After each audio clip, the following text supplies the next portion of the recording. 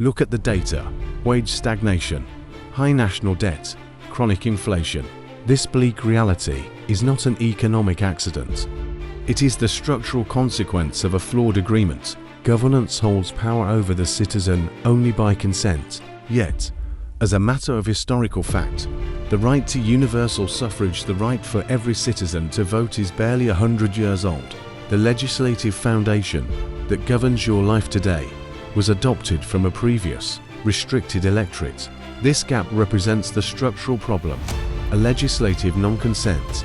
This non-consent created the conditions for systemic elite disconnection.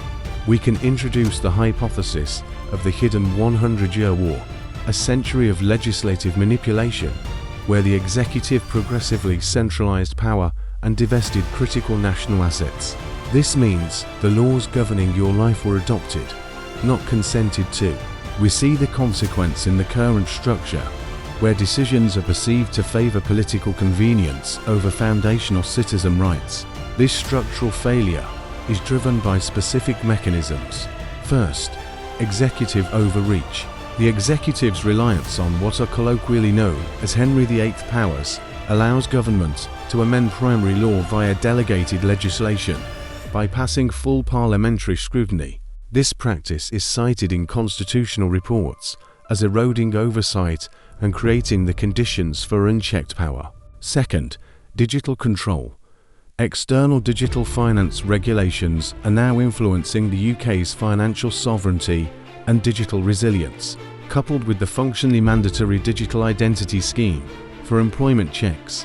Your liberty is being digitized and controlled. If you do not understand the mechanics, you lose the power to challenge it. The response is not protest, it is rationality. The solution is the structural reparation audit, a technological, non-partisan, full-spectrum legal audit of the legislative code. It fights no one dot, it is a preventive measure to fix the foundation.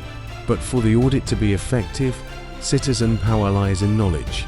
This requires due process literacy, which must be clearly defined as mandatory knowledge of the system's mechanics and legal recourse. This knowledge restores the ability to challenge the system's terms, the ultimate mechanism for accountability with the citizen's ancient right, the legally enforceable petition. Unlike an e-petition, this tool compels a formal, time-bound response from Parliament. The delegation of your power at a general election is countered by the revocation of your power through this demand. Do not rely on protest. Audit the law. Confirm the legislative contract. Citizen power is in the legally enforced demand.